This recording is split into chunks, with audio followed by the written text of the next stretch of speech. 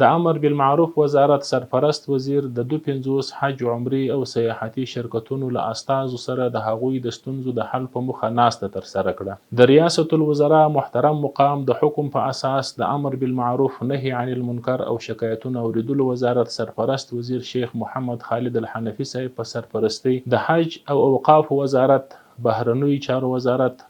او د چارو د ادارې لوی ریاست د لوړ رتبه استازو په ګډون د هیواد په کچه د حج، عمرې او سیاحتي شرکتونو ستونزو ته د رسیدنې په موخه د یادو شرکتونو له استازو سره د امر بالمعروف وزارت په مقر کې یوه ناسته ترسره کړه. په دغې جوړه شوې ناسته کې د امر بالمعروف وزارت د پالیسي او مسلکي مرستیال شیخ محمد فقیر محمدي صاحب،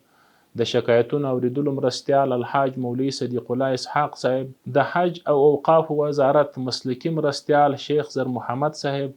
د حج او عمرې رئیس مفتی قطبی عالم صاحب، د خارجه وزارت او د کار او ټولنیزو چارو لوی ریاست استازو ګډون درلود. د ناستې په پیل کې د یادو شرکتونو استازو د ریاست الوزرا د محترم مقام له لوري د ټاکل شوي لوړ رتبه هیئت سره خپلې ستونزې شریکې کړې او له هغوی وغوښتل چې په دې برخه کې ورسره پوره همکاري وکړي او شته ستونزې یې حل کړي. د هغوی د غوښتنو په ځواب کې د امر بالمعروف نهي عن المنکر او شکایتونو اوریدلو وزارت سرپرست وزیر د ذکر شوي هیئت په سرپرستۍ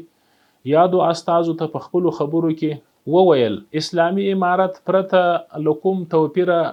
هڅه کړې چې عدالت پلی او حق و حقدار ته ورسوي.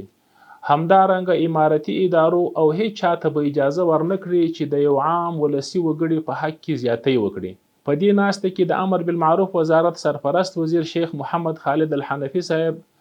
چې د یاد هیئت مشري پر غاړه وه د هغوی ستونزې واورېدې او ډاډ یې ورکړ چې شته ستونزې به یې حل او د ضرورت په وخت کې به یې تر اړوندو مسؤلینو ورسوي. د ناستې په پای کې د یادو شرکتونو مسؤلینو له دغه هیئت څخه مننه وکړه او خوښي یې وښوده چې خپلې ستونزې پرته له کومې ویرې د حل په موخه تر مسؤلینو رسوي او د مسؤلینو له لوري هم مثبت ځواب ورته ورکول کیږي.